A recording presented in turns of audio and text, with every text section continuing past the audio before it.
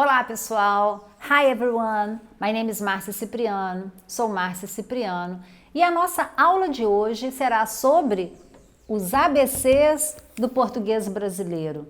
Mas o que será os ABCs do português brasileiro? Bom, vocês sabem que toda língua nós temos de aprender o abecedário, o alfabeto. Toda língua nós temos de aprender o alfabeto. Mas por que aprender o alfabeto de uma língua? Porque algumas situações nós precisamos soletrar os sons das letras.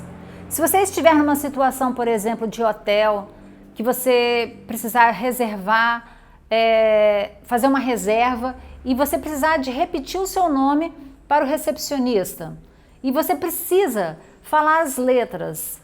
Então, assim como em inglês nós temos de falar letra por letra, também no português brasileiro e todas as demais línguas, nós precisamos soletrar as letras uma por uma.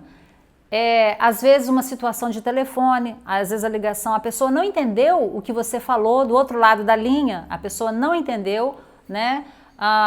Conversation on the phone, a pessoa não entendeu e você precisa soletrar. Então, nesse momento, em qualquer situação do seu trabalho, do seu dia a dia, você precisa saber soletrar as letras. Então, nós vamos iniciar pelo alfabeto. O nosso alfabeto tem 26 letras, assim como o alfabeto inglês. E são elas: A, B. Enquanto eu leio, vocês podem repetir, tá bom? De novo, hein?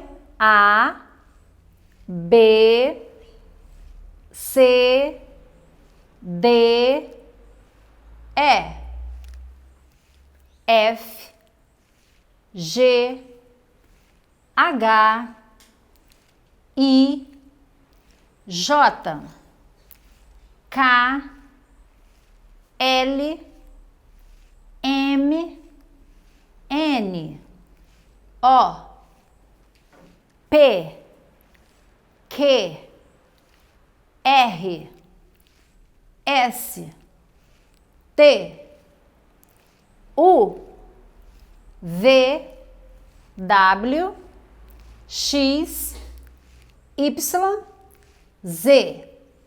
Como vocês podem observar, nós temos 5 vogais. São elas A, E, I, O, U e 21 consoantes. Algumas vogais têm sons abertos e fechados. Como assim?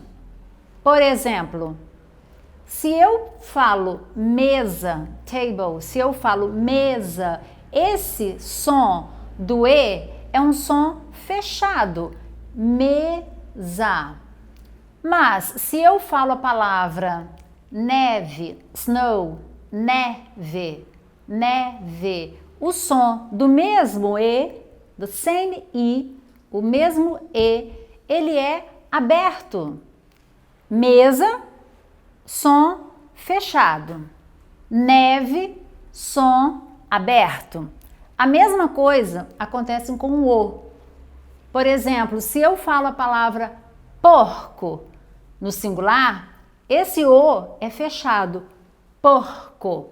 Mas se eu falo a palavra porco no plural, o som do O vai ser aberto. Por exemplo, porcos. Eu não falo porcos, eu falo porcos. Então, o som é aberto. Outro fato importante é o som do H. Ao pronunciarmos, por exemplo, a palavra hotel, você não pronuncia o H, certo? Ele é um som silencioso. It's a silent sound, ok? Então, o H nós não pronunciamos. Ao fazer as sílabas, a divisão silábica, nós temos letras minúsculas e as letras maiúsculas. Então, por exemplo, a palavra almoço. Almoço.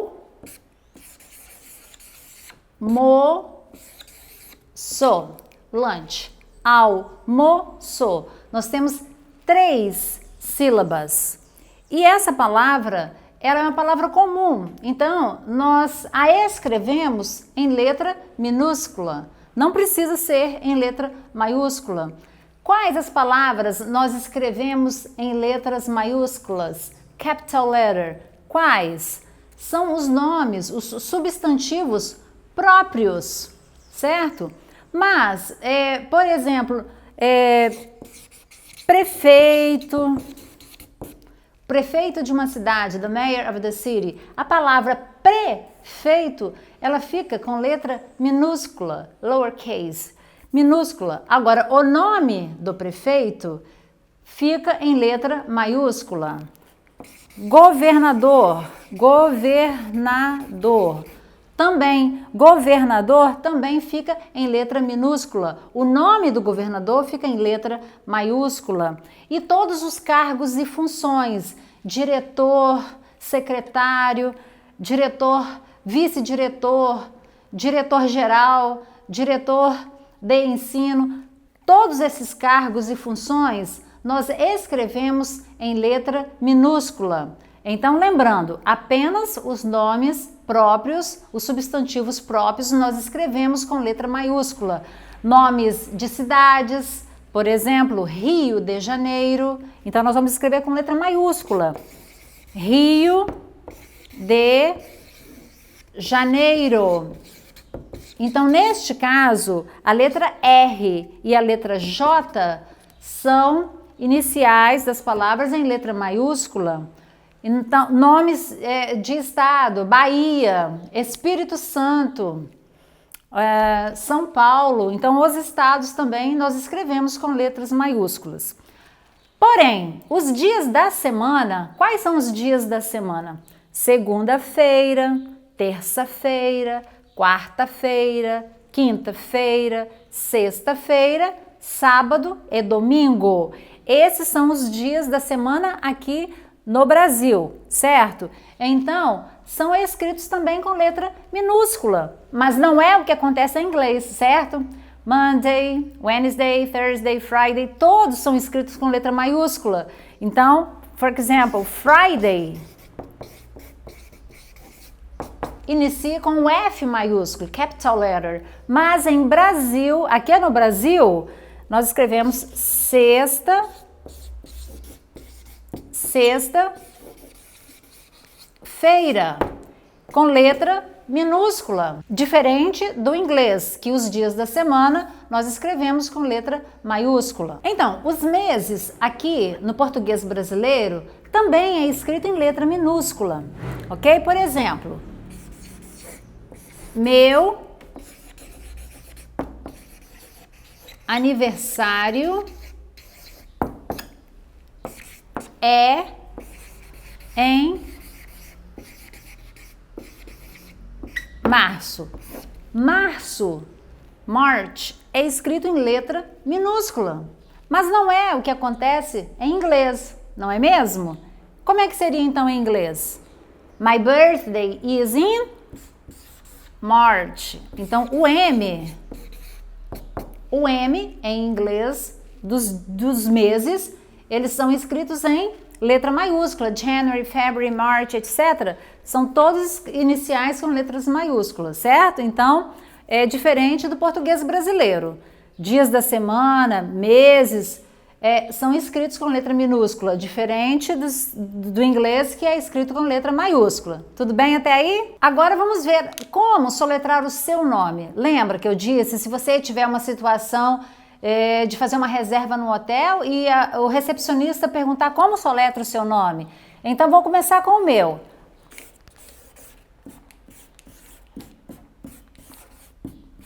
Márcia. Tem acento aqui no Brasil. Meu nome tem acento. Em inglês, que bom, né? Vocês não têm acento. Márcia. How do I spell my name? Como eu soletro o meu nome? M-A-R-C-I-A.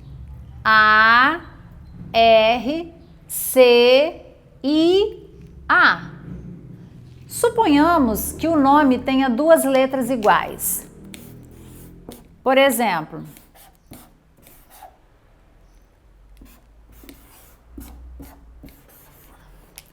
Alan. A-L-L-A-N.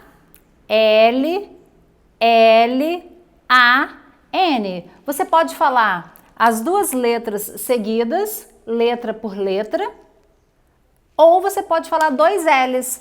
A, dois L's, A-N, certo? Em inglês seria mais ou menos assim. A-double-L-A-N. Então, a diferença é que você pode falar letra por letra, L, L, ou você fala dois L's, certo?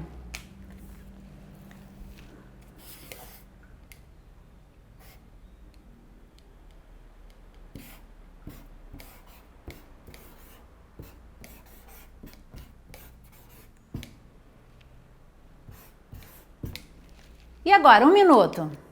Vamos soletrar? S, I, L, V, A, N, A. Silvana é o nome de uma mulher, certo?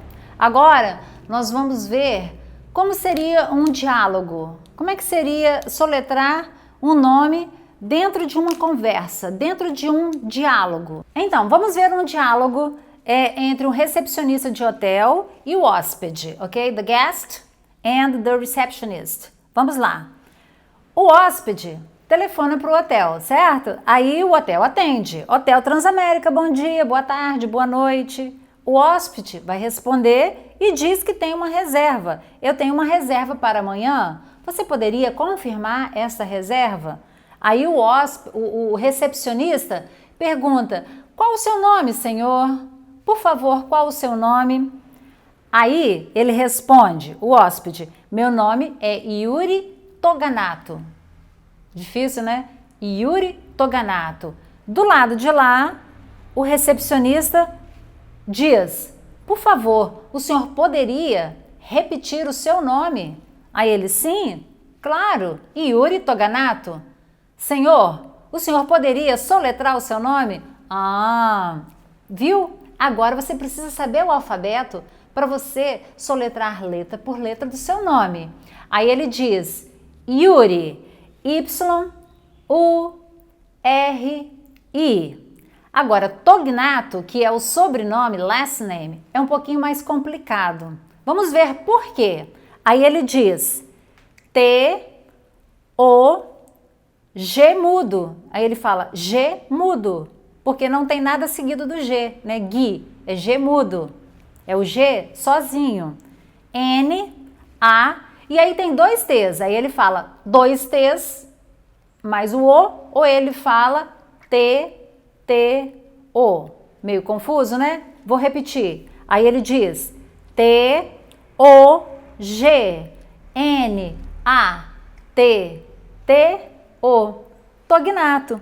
Aí ele diz, sim, entendi, agora eu entendi. Lógico, ele disse, agora eu entendi, porque ficou mais fácil. Ele repetiu letra por letra e aí ficou evidente para ele os sons e as letras. Há uma reserva em seu nome para amanhã. Aí o hóspede diz, obrigado, meu horário de chegada será às 15 horas. Agora, há situações de você ter que repetir, às vezes, 3 vezes a mesma letra. Por exemplo, A.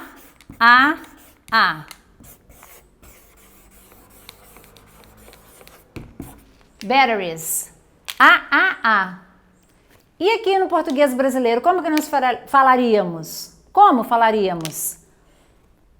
Pilha, A. Bateria, A. Ou 3 As. Triple A. Em inglês, triple A. A. Ou A.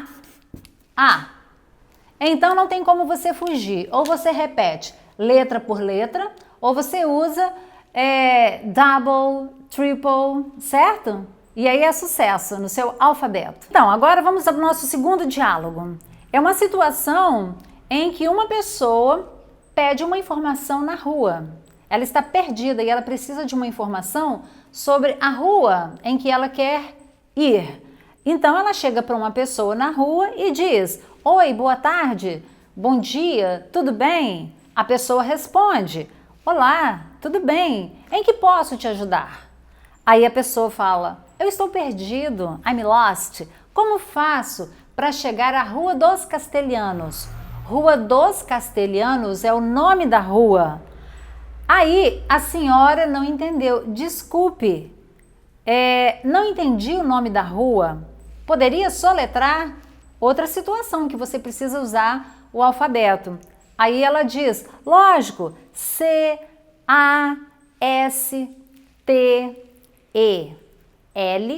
Castelanos.